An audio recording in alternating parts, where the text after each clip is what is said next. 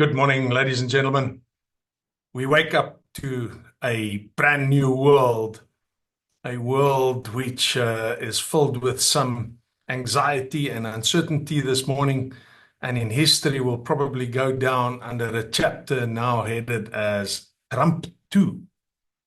Now, why is this so important? Well, Mr. Trump is quite vocal about his plans. He's got unique plans. And the one thing we know about him, he's a doer, not only a talker. And so everybody needs to sit up and concentrate. And so right from Europe to China this morning, every policymaker is strategizing, planning, and analyzing as to what's next. So are we, because the investment landscape will be affected by this, we must say, surprising outcome of this landslide victory by Mr. Trump and the Republicans. Now, to analyze all of this in its early stages, the economic impact, the macro impact, and then also the markets, I'm joined this morning by our chief economist, Maarten Ackerman. Maarten, thank you for joining me. I mean, everything is still new and fresh. So we prepared for all the different scenarios, and this was one important scenario, although the probability of this outcome was probably quite low. But this is a classic example of where being prepared is so important. Obviously, you might have some additional questions of things that we don't cover in Maarten and I in our talk. You are most welcome to post questions on the platform's Q&A block at the bottom or wherever it is on your screen. Maarten and I will try and handle that as we go along. Alternatively, we'll tackle a good Q&A session at the back end of our talk. Okay, so that's all the introductions done. Let's dive into this. Maarten, I'm going to go straight to you and give us an update, please, on the scoreboard, the scorecard. Where are we now on the election scorecard, please? Yes, morning, everybody. Thanks, George, for putting me in here. I'm just checking on the screen. So we know that probably midday yesterday already, we got confirmation that Trump is going to be president. They're not fully done yet. There's about 54 of the 56 that the race has been called. But yeah, he's standing on 295 versus Kamala Harris on 226. And obviously you need 270 to win. So that's why he's confirmed president. That can't change. Pretty much the same with the Senate. There, the Republicans got 52 seats at the moment. The Democrats got 44. And they're also, we're 96% done in terms of that counting. So that also won't change. So that will be Republicans. So the only one that's still outstanding is the House of Representatives. The Republicans currently on 206 and the Democrats on 191. Very close to the final numbers there. I think if you look at the swing states and how that ended up in the Senate and also for the president, at this point, I guess the House is also going to be very close to the Republicans. So yeah, that is a red sweep as they talk in US politics, which have some other implications going forward as well that we'll unpack later on. Thanks for that update, Maarten. So the one thing about it is that it might be surprising in terms of our analysis of everything that we've done is the red sweep outcome. We will get to that in a moment. But I think the positive we can take from this is that it's not contested. It seems like it's crystal clear. It comes out clear that Mr. Trump and the Republicans have improved in just about every aspect, in every state, and just about in every demography. I mean, it is very interesting that the expectations of certain demographic groups that the Harris campaign backed on them, but even in those, the Trump campaign actually gained ground. It is a truly unique outcome. And when Mr. Trump says he received a thorough mandate, Well, that's the reality. That is exactly what he got. So one of the bad case scenarios, at least, has been avoided, and that's if Mr. Trump had to lose in a very close race and what that could have led to. So, if anything, that's wiped off the table, and this is a good case scenario, a clean election. Ms. Harris has already conceded, and so this process can now go forward. The reality is, however, that the inauguration is nearly 3 months away. It's in the back end of January. So we're in limbo for quite some time. We'll come back to that in a moment. But Maarten, you highlighted that the House is still outstanding. And the US has a very unique governance structure. Won't you take us through that, please? Because it is important in understanding the policy decisions from here on forward. 100%, George. I'm just sharing the screen there quickly. So if you look there in terms of the US government, you've got three branches. You've got the legislative one, under which we've got the House and the Senate. I'm going to unpack that now. The executive one, where the president is sitting with the vice president and the cabinet. And then obviously also the judicial one, where you've got all the courts and the Supreme Court. The Senate, which the Republicans have already, like I've said, that is basically irrespective of the size of your state, you get a representative or a senator. So that is, as a result of that structure, more focused on national kind of issues, given the representation. In the House, that's why the House is also so much bigger. It is linked to the size of the population of the state. So the bigger the state, the bigger the representation, and therefore the issues that's more relevant in the House is anything related to that state specifically. So if we, where we are right now, you've got a Republican Senate, you've got a Republican executive. I think in terms of global macro policy or global issues, they can definitely execute most of that. And it's very likely that the House will be part of the Republicans as well.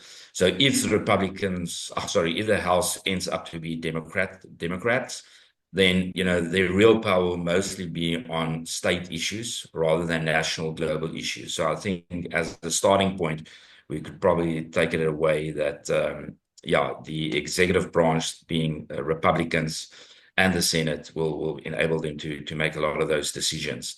This is just a very quick summary. We're not going to go into details here in terms of what the president can do. He can carry out laws, control the military, which is important where we are right now, foreign policy, executive orders, and nominate public officials. So that is going to be a Republican.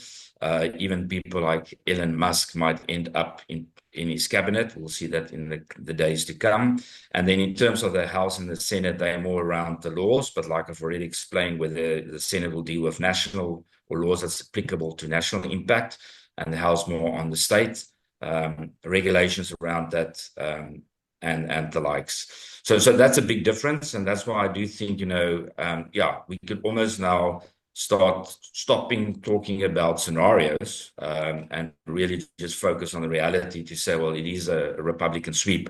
And in terms of their policies, that will be the policies that's most likely being implemented. Now, it's exactly that point that you touched on there, Maarten, why the initial market reactions yesterday was quite severe. And that's because over the last 6 weeks, prediction markets and polls, although they were close and pretty tight, the prediction markets were showing a lead for Mr. Trump building. And so over the last month, what is known in the financial markets as the Trump trade, and that is essentially all the trades that should benefit if Trump had to win, was slowly but surely getting priced into the market. What was not priced into the market, what was a very low probability event, was exactly this red sweep that you referred to. So yes, the House is still outstanding, and hence there's some modicum of uncertainty still around that. But the reality is, as you stated just now, then more than likely we're going to have a red sweep, all three levels of government covered by the Republicans. And why is that important? Because the market interprets that as that it's easier for them to implement policy because they don't have any opposition, and so it can be faster in the rollout of some of Mr. Trump's policies. Whereas in a world where the House and the Senate is divided, that there's more opposition to that process, takes longer, and it inhibits some of his actions. And so now the market is starting to price in some of the realities of this red sweep. The first moves we saw was in the dollar itself, and the dollar strengthened materially. We will get back to that in a later moment, so I'm not going to go into why that is seen, but initially it strengthened quite a bit. And then some of the other assets that got affected right away was firstly the gold price. That reduced by quite a bit, down a good 5%. And that's on the back of Mr. Trump's promise that he'll end the Ukraine war in 24 hours. So we just had a debate in the office when the 24 hours starts ticking, because we're all waiting for that first promise to be delivered. The first call he had was from President Zelensky, no surprise. So if you talk about uncertainty, there's one of them. So the gold price reduced somewhat. The oil price didn't do much, which wasn't major. The other one was the copper price. It's known that Mr. Trump is not a big fan of renewables. In fact, he relaxed legislation around pollution and carbon energy sources. And so the copper price took a good 5% smack as well. And then the opposite to that was Bitcoin. Mr. Trump is seen as positive towards this new area, and specifically backed by Mr. Musk as well. And so the Bitcoin price has been strong over the last couple of days, but yesterday reached a new all-time high, touched $75,000. So there was some initial market reactions. We're going to get into the more important ones in a moment when Maarten and I start unpacking some of the policy impacts. So let's dive straight into that. Maarten, I think the most contentious issue by a long shot was the difference in the two candidates in how they approach the US economy, and specifically as it relates to their plans around fiscal policy. Why don't you talk us through the expectation around Mr. Trump's fiscal policy framework and your view on the impacts of that? 100%, George. I think we can really go into a lot of detail here. But to summarize, if you look at the fiscal policy and deficits, bit about all the numbers there. But here's basically the scenario, well, not the scenario, now it's a reality, a Republican sweep, where you can see that the impact of all of this going to have the largest impact on the deficit. So if you had a thin sweep, a divided government, or then the Democrats coming in, the impact on the deficit probably would have been smaller. So the one thing that we do know is that given the plans that the Trump administration's put on the table, we're preparing for a much larger deficit in the US going forward. So what does that mean? If you look at the deficit currently, that's the green line. This is in trillions of US dollars.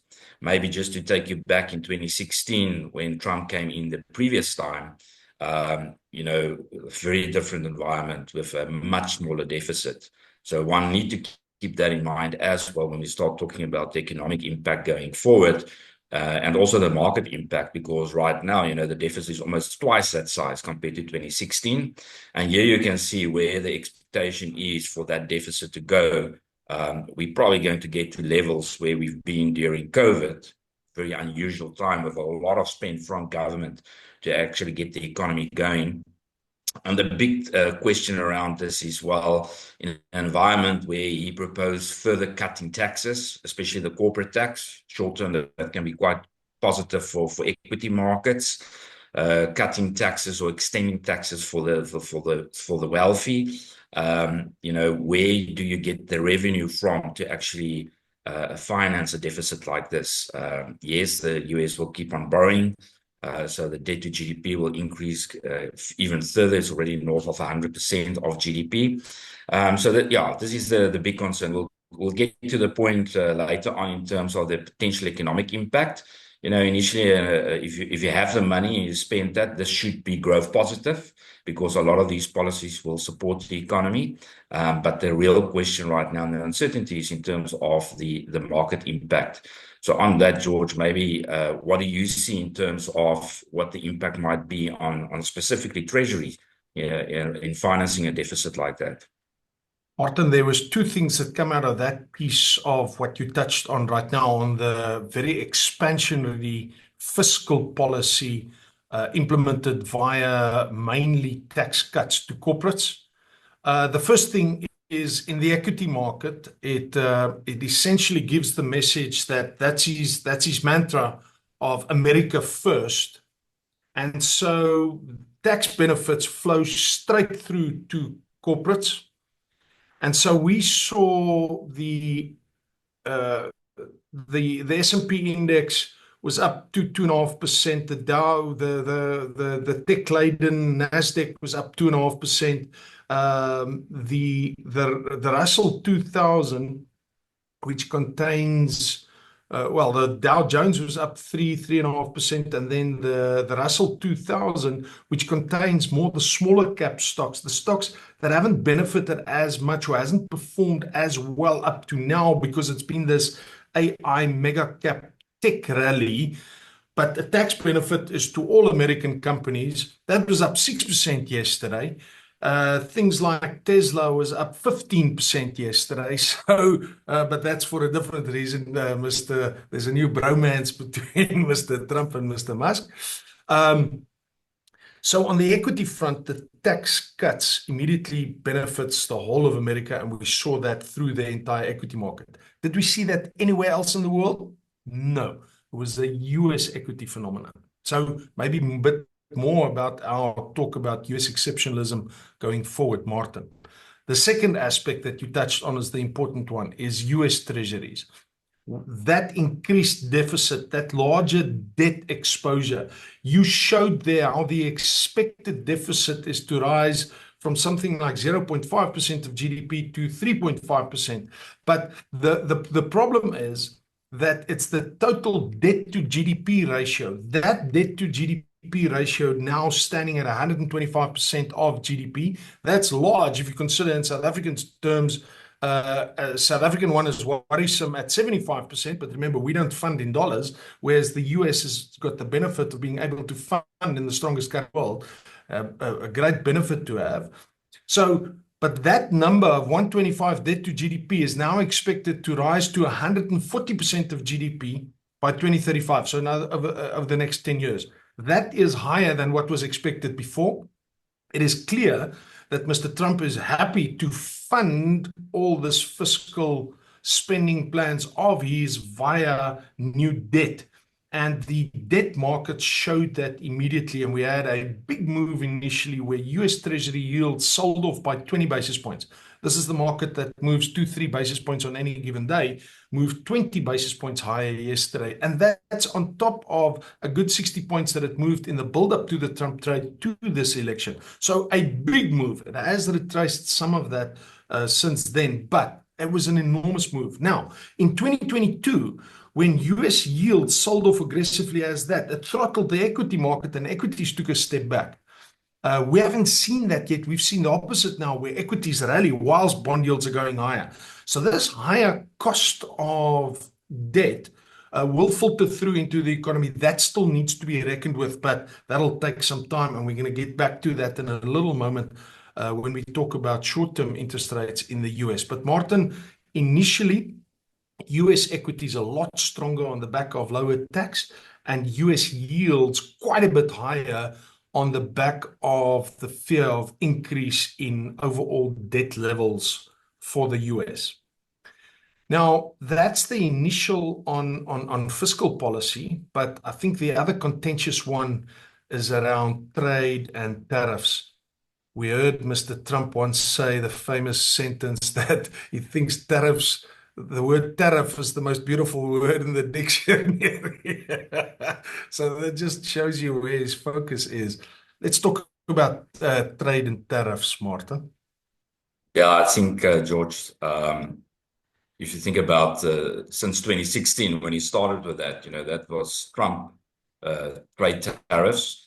And a lot of things happened since 2016. We had COVID, we had the Ukrainian war, we had the spike in inflation, and now supply chain diversification, looking at supply from not only China or relying on a single source, whether it's China or Mexico, or getting your gas from Ukraine and Russia. Everybody's now being adopting those policies. And a lot of the issues that we are seeing in the world right now is as a result of countries already in a trade war. Europe is down and out, especially the auto industry, they're battling. So this is very important, not only for the US, but definitely for the rest of the world. So on that, maybe just one or two slides. I'm actually going to start with inflation because a lot of people are looking at this graph, which is inflation in the US. And then you see that under the previous Trump administration, well, there wasn't really any inflation. And inflation only happened, especially after the COVID Ukrainian impact on energy and food prices. And we know the movie, we had the central banks all starting to hike interest rates, and it seems like we are slowly beating that inflation coming down to targets. Now, to be honest, this was a global impact. We had a global cost of living crisis. So this is not really Biden or Trump. It was a global issue that caused that. But there is a question to say, well, why didn't we see inflation in Trump number one when he started with trade tariffs? Because we'll get back to that. But having tariffs on industries and products and goods actually are inflationary. And I guess part of the reason for that was that, remember, when he came in 2016, well, number one, he didn't expect it. He arrived there at the White House without his wife because she said it's actually quite nice living in the Trump Towers. So it took him probably the first 100 days just to get the staff ready and get his policy on the go. This time around is very different. He's well prepared. He's got a great or good team behind him that he selected and that's backing him fully. So I think policy implementation is probably going to be faster. And where he was very careful back in those days, the first time, remember he had like 10% tariffs on iron from China. Eventually, after that, went up to 25. Now he's talking big numbers. He's talking about 20% on everything coming from the world.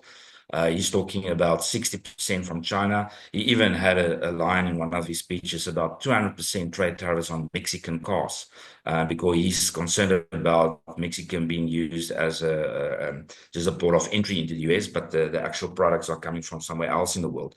So we'll get back to that, but the whole trade tariff issue can be quite inflationary. And early on, we've mentioned that, Trump only walks into the White House, I think it's the 20th of January. So what we are likely to see running up to January is that there's probably going to be a lot of inventory built, so people buying now before there's additional tariffs on their products. And that can shorter term also be inflationary, which bring back the challenge that the central banks are facing. Later today, the Fed, one of them needing to decide where they're going from here. So that's the impact from trade, and trade tariffs is now much broader. So just to show you as an example, it's not about China, or just not anymore China. So he started that fight against China in 2016. It is now a global fight. And the Chinese, as an example, is also flooding the global market with electric vehicles. So the Europeans are talking about tariffs against China. So suddenly it's a global trade war. So we shouldn't just think that now that Trump is in, he's probably going to escalate it, but it's already embedded in the whole economy globally. So the graph that you see there is the fact that last week we've heard that Volkswagen in Germany closing 3 plants. Their profits are down about 60-odd%. And there you can see, their biggest market is still the US. So they're fighting electric vehicles in China, in Europe, coming from China. And then if Trump decides that, listen, some 20% tariffs on all countries, now you can see why the Europeans are very concerned. So this talks to slower global trade and slower global economic activity that we need to take into account going forward. So that's just briefly on tariffs, George. What do you think is the potential impact on markets and definitely also equity markets, given that a slowdown in trade and also slower globalization, if you like. I don't think it will end overnight, but that surely must have an impact on company profitability. Absolutely, Martin. And you know, I love that slide that you always give me about global trade in volume, because that's like a summary of how all of this talk lands up in reality. But a couple of comments I'd like to add to your comments is that Mr. Trump's tagline now is of a bigger yard with higher walls. And that kind of just tells you exactly what this policy is trying to achieve. And obviously, in this instance, we're speaking mostly about his initial reaction and America's initial reaction. But in the World Trade Organization's analysis of the impact on this that it could have, they also talk about what retaliation comes back. And so there are different scenarios under which how much do the rest of the world retaliate then relative to the US? And specifically, how does China retaliate to the US in terms of if they had to place a 60% tariff on some Chinese products? Now, a couple of comments around that. Firstly is, I think often it's overestimated the real direct trade that takes place between the US and China. That number has already dramatically decreased. The effective impact on Chinese GDP is much smaller than it was in Trump one, significantly smaller, in fact, less than half of what it was. And so it's not so much a direct body blow to China, but it is an escalation of this global uncertainty. And if you listen to certain commentators like Mr. Niall Ferguson, they will tell you that the Third World War has already started in this trade war. Now, it sounds a bit dramatic when they say it that way, but that's the reality of this escalation of trade wars and tariff increases. It's going to be tit for tat. It's going to be both ways. And so, Martin, the first important unique outflow of this is that Mr. Trump wants to make America greater. He wants things to be produced in America and place tariffs on anything that competes with American products. The unique outcome of that is that that leads to fewer imports, to a smaller trade deficit, and then a stronger dollar, which is exactly not what he wants. He wants a weaker dollar, he said, because he wants this magic world of not importing from other people, but exporting to the rest of the world. Well, sorry, Mr. Trump, it doesn't work that way. Unfortunately, trade goes two ways. And so, unfortunately, under those policies, the trade deficit will reduce. And in the short term, the initial reaction, the dollar will strengthen, which is not ideal for them. But the knock-on effect of that is very important to us as South Africans, because that stronger dollar undermines commodity prices and places emerging markets under pressure. So we'll get to that maybe in a moment, Martin, but I don't want to get ahead of ourselves. So the first reaction, the first impact is all around the dollar. The knock-on second round impact to that is to, and we'll get to that on our next point, is to emerging markets specifically. You touched on it, that he considers Mexico as a conduit, but it's not only just a conduit. There are many other emerging markets that gets affected by this policy. And why is that? It's because mainly China now has to find alternative places to trade with if they don't trade with the US. China needs to move to a policy of self-reliance, and that's a line you're going to hear a lot about from Chinese publications from here on. All about self-reliance. They don't want to be reliant on anybody for energy or anybody for trade. And that's why they're trying to stimulate the economy so much so that consumption expenditure in Chinese economy becomes a lot stronger, because then they become self-reliant, much like the US is already. And so for this self-reliance, they're going to replace American trade with other trade, and that'll most likely be with other emerging countries, specifically Africa.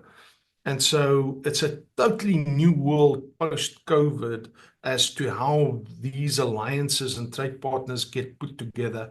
And the important point from that you've touched on since 2 years ago, Maarten, is that in this new world of re-globalization, of deglobalization, of new trading partners, that we've abandoned the most efficient, cheapest logistical supply chains in products and rather friendshoring, trading with friends or alliances. That implies that it imputes some higher prices and maybe a bit more inflation. And so there is a long-term impact on interest rates from that. We'll talk about that maybe in a moment. But then this leads on to the next natural point, Maarten, if you have some comments around that about US alliances, the impacts on Africa, emerging markets, and maybe even South Africa, but literally the alliance impact.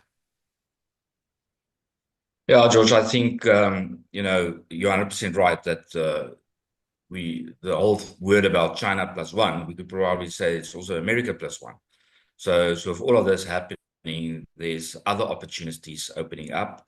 Over the last 4-5 years, we know that the BRICS really started showing some muscle versus the West. The G7 and the BRICS are pretty much headlocked in some policy decisions, and Africa is right in the middle. So I do think that this is also going to create other opportunities for continents like Africa, not just Africa, emerging markets altogether. And like you've said, it's not an environment where there's only going to be losers. There's definitely also going to be winners from this trade, and finding new ways to trade with different countries. So that is something that one needs to keep in mind. What we need to see also is back to the trade tariffs is, what is his view going to be on Africa altogether? For us in South Africa or GOA, the trade agreement that we've got between the US, we know that, they weren't very happy. In fact, it was a Republican senator that originally tabled that they need to relook at that after our government started supporting Palestine and the issues with Russia. So that's going to be back on the table, definitely. And, that might be an impact that one needs to consider going forward. That's a brilliant comment you make there, Maarten, because our South African international relations with the US will undoubtedly be under pressure. Mr. Ramaphosa was quick yesterday to pounce on a good positive point that South Africa takes over the presidency of the G20 for the next year in 2025, and in 2026, it is taken over by the US. So Mr. Ramaphosa tried to make that link and saying that we'll build relations during this period. But I think you're 100% right that the negotiations around AGOA and our continued participation in that will be strained. And Mr. Lamola, although super competent, has been quite vociferous about anti-West, anti-American views. We'll see how they handle that. In fact, South Africa maybe deserves some compliment about how they did deal with some of the tough issues, the whole Israel issue. It's been a tough environment to manage. And actually, we have taken a unique position on it. Sometimes it does feel like the world's become binary. You have to choose. You are a friend of, let's call it China, Russia, or the US. But I don't think international relations is quite binary. So some interesting times ahead for that. But it's not only for us, Maarten, you touched on it. It's for all emerging markets. If you think it's tough for us, imagine how tough it must be for Mexico. So a lot of negotiation is going to take place. And touching on Mexico, a sensitive issue for America is immigrants, and then specifically illegal immigrants. It's interesting how quick Mr. Trump is to blow Mr. Musk's horn, but he sometimes forgets. He says, we must look after our geniuses. Suddenly he becomes our, but he forgets that he's also an immigrant. But then again, he did say it very belabored last night in his acceptance speech. He said, we have to look after legal immigrants. And so the immigration issue is important. Around 20 million people over the last 3 years, literally into America, that it has added to the dynamics of the US labor market. It has affected employment costs. We have had a tough time of unraveling the dynamics of a sharply higher interest rate, tougher monetary policy environment, but the labor market just didn't react to that. So Immigration is an important issue, and clearly Mr. Trump has strong views on that, and there's quite a few different scenarios around that. Do you have something around that, Maarten? Yes, yeah, George. I think you mentioned, like you said, the last night that Elon Musk is a genius, and then he said that we need to protect him because we don't have a lot of them. So yeah, but on immigration, you're 100% right. It is very sensitive. You know, it's a hot political potato, if you like. Um, and 100%, you know, again, this is something that can support the US economy if you do it correctly, because a lot of those immigrants coming in are hardworking. If they can legalize them, it actually adds to productivity altogether. And that is actually what Trump wants as well. You know, he wants to be able to compete with other lower salaried industries around the world. And therefore, immigrants can actually be your friend in that kind of environment. So if you look on this graph that I'm sharing right now, again, this is the immigrants during Trump, number one, a real big spike in Biden. And this was part of his campaign to say, well, you know, Biden is just not doing what needs to be done. He focused on that slowdown in illegal immigrants or illegal border crossings, if you like, until 2020 when he stepped out of the White House, and then again that massive wave. But back to the point that you've mentioned about the US exceptionalism, and last year, you know, everybody around the world expected the US to go into recession, given the high interest rates and the job market, which was the last indicator and still is supporting a very strong economy, not showing any real strain.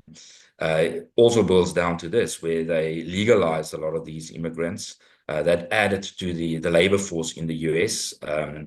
And also, on top of that, you know, we always say that capacity growth in any economy is the size of the labor force and then productivity. So also remember last year we had the AI productivity boom adding on top of this. So you know, this is sensitive, and he actually talks about, well, probably legalizing some of them, but he used very hard words and say, well, kicking out anybody that's illegal in the country. So it's one thing to say that, it's a very different policy to actually implement that. But my point here from an economic macro point of view is to say, well, the US actually had a bit of a tailwind as a result of this influx of labor into the country. And by kicking them out can also again be inflationary, because then you're only left with, call it less labor, willing to work at certain minimum wages. And that is something that they need to take into consideration when they think about how hard they're going to execute on this policy. Yeah, this is going to be the prickly pear of subjects. He's probably going to tackle the low-hanging fruits or the easy parts of it by literally deporting criminals or people that's already been convicted.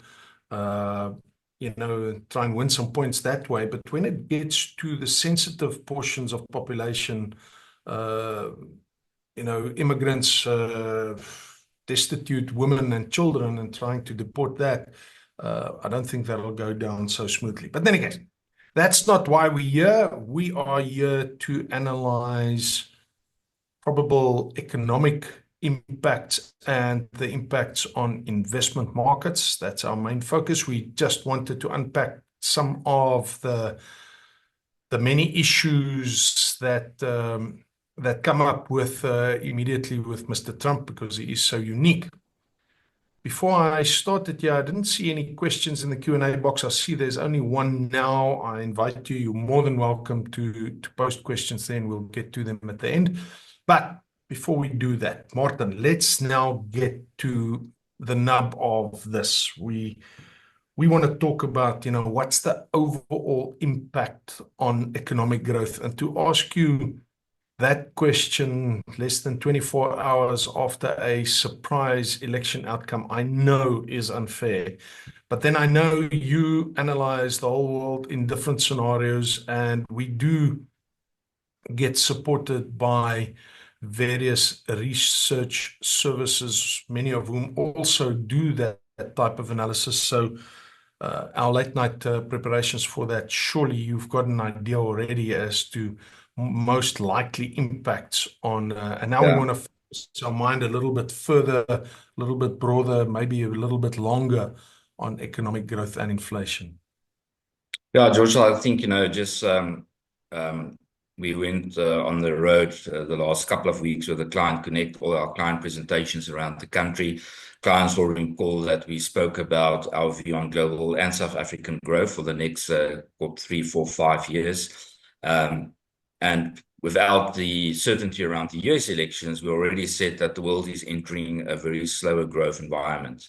The world is entering an environment where inflation is likely to be sticky, and yes, interest rates can decline further, but we're probably not going to go to pre-pandemic levels. So that's been our view already, given a number of things, probably this trade war that's ongoing.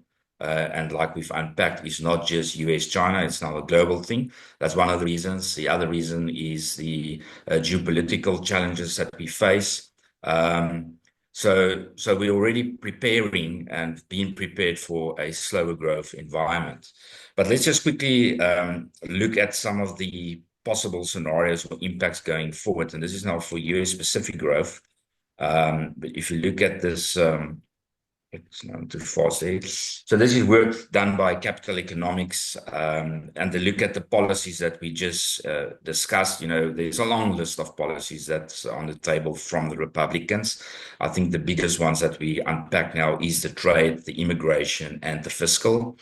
So what they're looking at here is, call it a talk, because Mr. Trump is doing a good talk, like you said, but he's also a good implementer in terms of doing it. And this just assumes that if he walks into the office on 20 January and he implements all of this in one single day, what is the likely potential impact? So you can see that there's a negative impact on growth.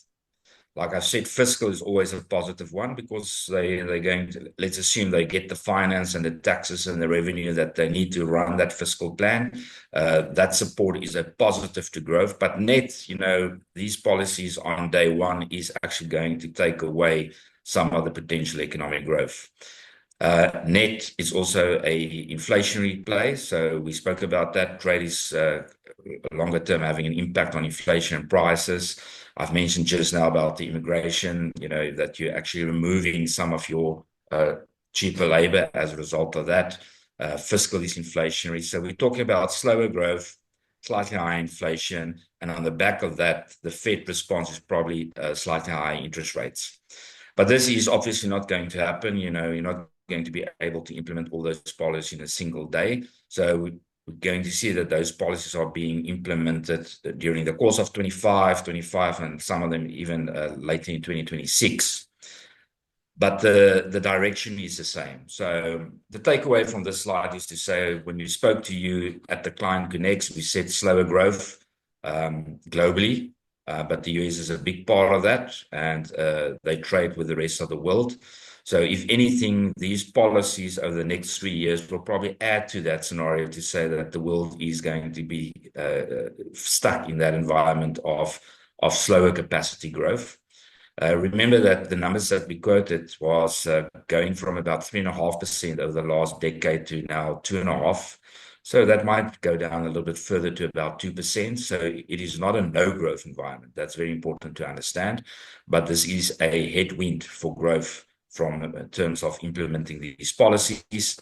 It's definitely inflationary. And as a result of that, whether that number is right or not, we back to that point where I said that central banks, especially in the US, probably won't be able to normalize rates back to pre-pandemic levels.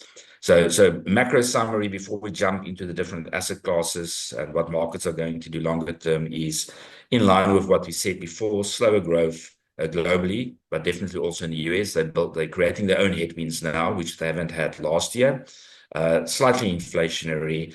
And as a result of that, the central banks will need to take that into consideration, how far they can actually cut interest rates, given that inflation is not going to disappear overnight. Thank you, Maarten. And what immediately jumps out to me is that firstly, we're seeing a bifurcation here, even more so than before, of US versus the rest of the world, because now the US dynamics develops a color of its own. That unique environment of US growth actually slowing down because of this, but equity markets rallying on the back of improved tax situation. That's a unique environment and is essentially a short-term stimulus that will wash out of the system in the long term. So let's get over then to some of the implications of what you're saying. I think the first one to talk about maybe is the dollar. The initial reaction is undoubtedly that the dollar goes stronger, and we touched on that just because of the terms of trade. But if we push this out a little bit longer into the medium term, then quite clearly we now see a more closed US with lower growth, with slower global trade.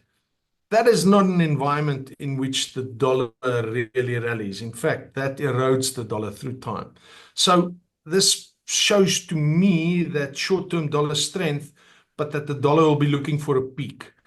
I saw that certain of the investment banks changed their forecast for the dollar quite dramatically this morning, changing their forecast that in 2026, the dollar euro, which yesterday strengthened from just north of 108 to kind of just north of 107, it took off a cent, is now forecasting that dollar euro gets to parity in 2026. That is an extreme bullish scenario for the dollar on the back of these policy changes. I think that's maybe overdone because I don't think that factors in well enough the countermeasures by other countries. They're not going to sit idly by and just let this happen in its own right. So I saw a question coming relating to the rand. So let's bring that to the rand. Stronger dollar pushes the rand weaker, and that was one of the biggest initial reactions we saw in the South African markets at the time of the election results coming through. The rand essentially weakened from 1740 to 1780. It put on 40 cents right there and then. Your question was that the rand had been strengthening over the last couple of months. What now? Now, let's just put that in context. The strengthening of the rand that we've seen was for idiosyncratic South African reasons, the positive sentiment that flowed after our government of national unity. In fact, we've probably expunged R1.50 of risk premium out of the rand, which was deservedly there because of the possible scenarios at our election time. And so the rand was kind of at fair value, and now you're at a point where the dollar gets stronger. And also domestically, everybody's looking for real structural reforms to happen rather than just the positive sentiment that flows from it. And so it feels like the rand has probably found a good fair value level to tussle around for now, but that this should place some pressure on the rand. It's retraced since then. We're now around 1750, so it's taken back most of that initial move. But it'll be hard work for the rand. The rand probably deserves to be a little bit stronger on South African fundamentals, but I think this just makes the case even harder for the rand to go sub 17. It'll be real hard work for that. So I think some volatility increase in the rand, but this takes away some of the stronger rand scenarios. Maarten, is there anything you'd like to add to the currency world? Otherwise, I think we can start moving on to some of the other asset classes. Yeah, George, I think obviously we've got back to the EM story. Depending on what happens there in terms of, let's talk about AGOA. So if that's a really worst case scenario, that might be additional pressure on things like the rand. So it's not just monetary policy. And that's not just rand specific, call it all kind of emerging market exporters that can have those kind of impacts longer term. That's a great point. Thanks for reminding me, because I highlighted the EM trade as probably one of our most exciting opportunities for 2025. And this whole dynamic could place that on the back burner and push that further out. So one of the issues we have to look at now is Chinese stimulus. It is the Chinese are actually having a meeting as we speak, and they're making an announcement over the weekend. Interesting, the timing of that. The previous stimulus, efforts. We've been in a waiting. Is this the Chinese bazooka, as it was referred to, the big stimulus? And the answer was no, it was not. So is this the bazooka that's coming over the weekend? Well, we'll have to see. Yolanda Nordia, our portfolio manager who looks after specifically the Chinese macro issues, she believes that actually the stimulus will come out over a longer period of time and not necessarily a single once-off bazooka. So some volatility in that space as well, but you're 100% right, Maarten, the effect on emerging markets will be prolonged. So let's get to the next one, and that's interest rates. Now, the interest rate one is tough. If you thought you had a tough day because Mr. Trump gave you a lot of work suddenly, Maarten, you don't have nearly as tough a day as Mr. J. Powell.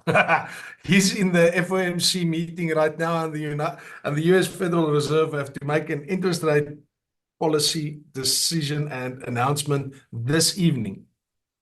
He is in the most impossible situation. You know that Mr. Trump doesn't like him at all, for starters. Secondly, he's now caught between a rock and a hard place. If he does it, he's wrong. If he doesn't do it, he's wrong as well.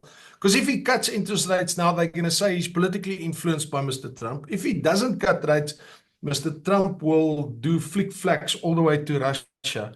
So this is a tough one. We think that the trajectory for the Fed was locked and loaded. They've said so many times that they're data dependent, and that we think that they are locked and loaded in the current environment, that they can cut interest rates by 25 points this evening.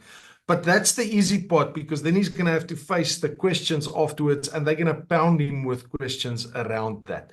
Maarten, I'm going to throw that to you from a macro perspective. Do you think that Trump 2 affects the trajectory of Fed policy? Well, again, like you said, there's the current policy, which is basically, call it the back end of fighting the inflation waves we've seen after COVID and the Ukraine. So there I'm on the same page and agree with you that they probably will continue cutting rates, because inflation is very close to where they want it to be. But if we go back to the macro picture, potentially, and this will only play out, probably a year from now, where we start to see that inflation can be more sticky, and inflation can probably run a little bit hotter and above the Fed target.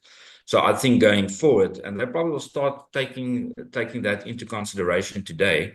But I do think, this is probably adding to that point we've made earlier on, that this is taking away the possibility for the Fed and probably other central banks as well to really take interest rates back to where it's been before COVID started.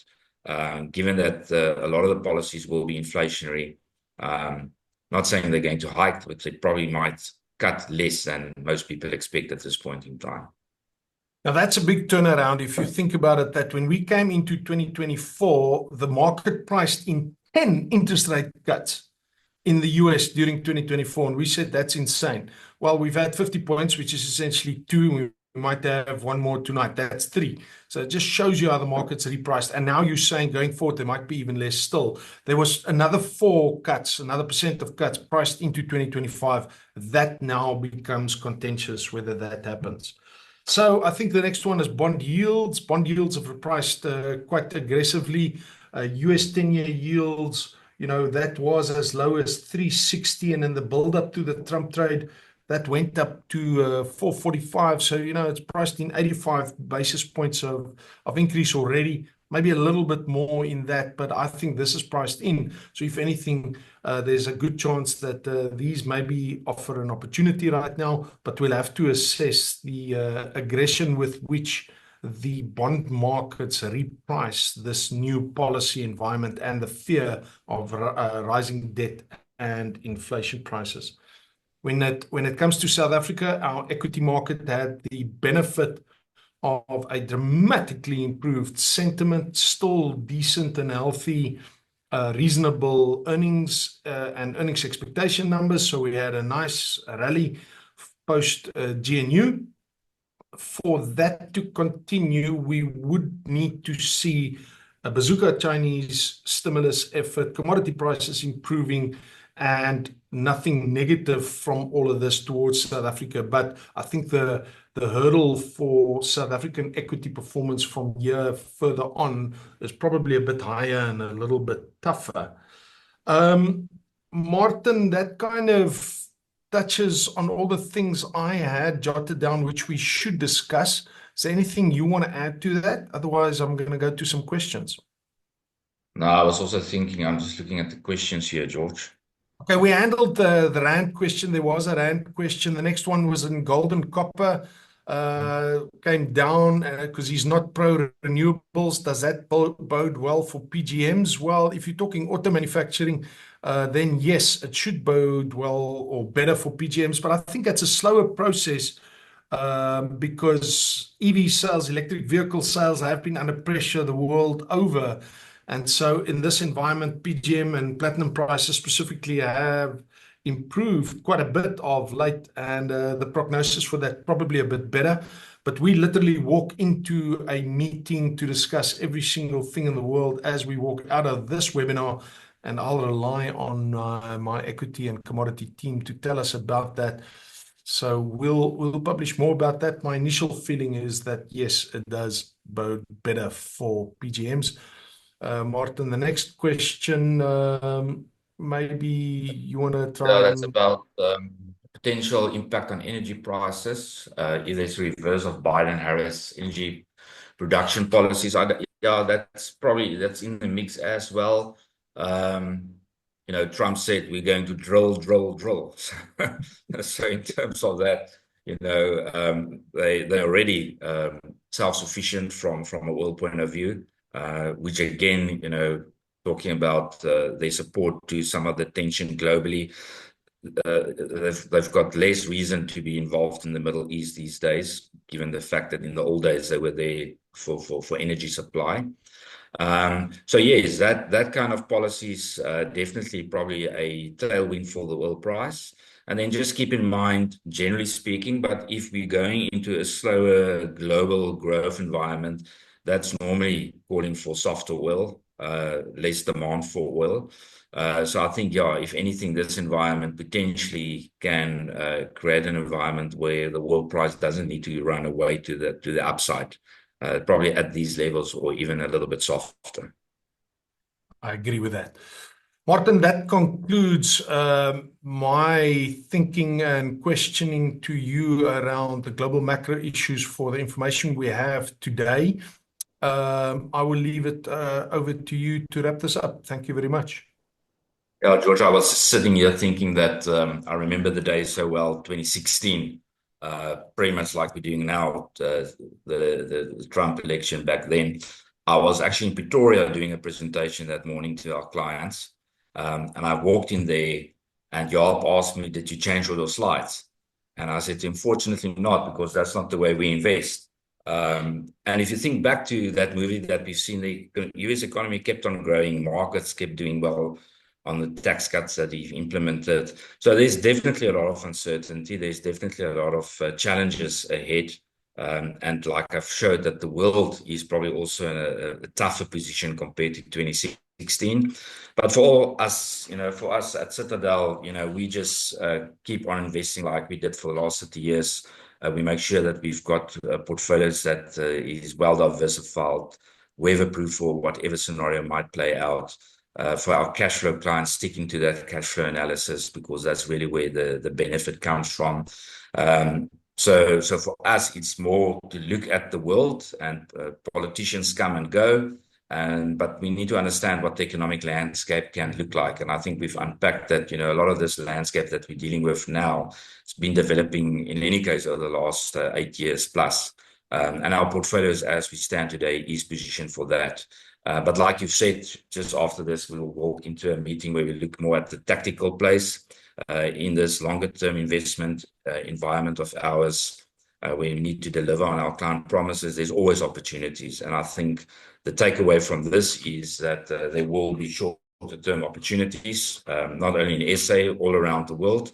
And we will definitely include that in some of the portfolios. So from my side, George, thanks for your input. For all the clients that joined, thank you very much. Thank you for the questions. We're always online, so if there's any other questions that you need to discuss or views that you want to share with us, drop us a note, and hope you have a very good day, and all eyes on when Mr. Trump walks into the White Office on 20 January. Thank you very much.